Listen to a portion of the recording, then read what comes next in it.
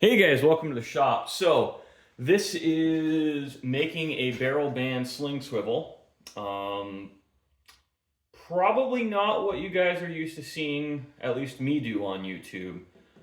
But I've never done this before, and I'm starting to do some more high-end custom stuff, so I thought it was worth a try.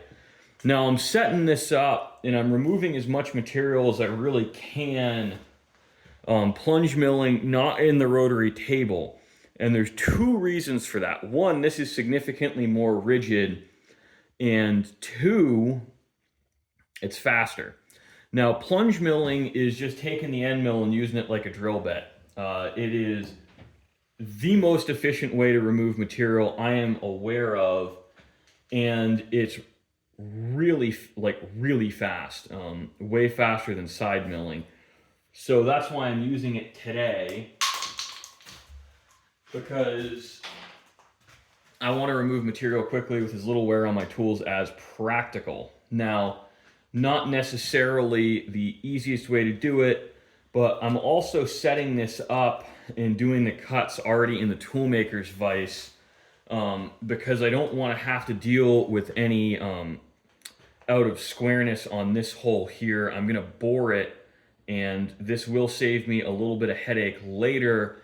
And it's also easier to just clamp onto this in the toolmaker's vise than fiddle farting with a V block and getting it indicated square. Doing it this way, I just have to clamp onto it and no indication matters. And I can use this random piece of off-cut steel, mystery meat, for lack of a better term, and it'll work. So I'm only going to have to indicate two things, which is I will have to indicate the center of my rotary table, and then I have to indicate the center of this hole. And I'll never do any more indication on that once I get it all lined up.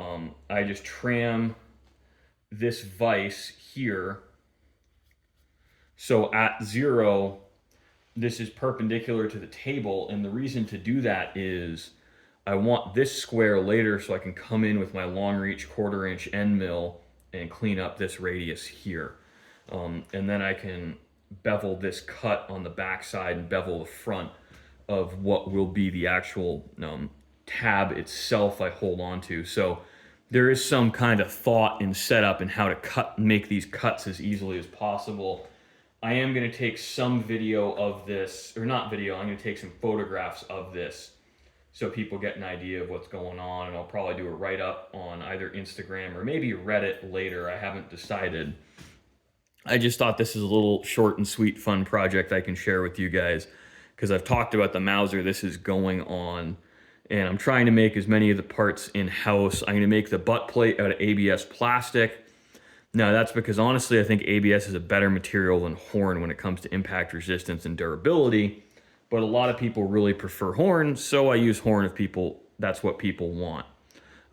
Thanks for watching, guys. I hope you enjoyed. I'm trying to keep these short and sweet so you guys can enjoy them and not get bored to death.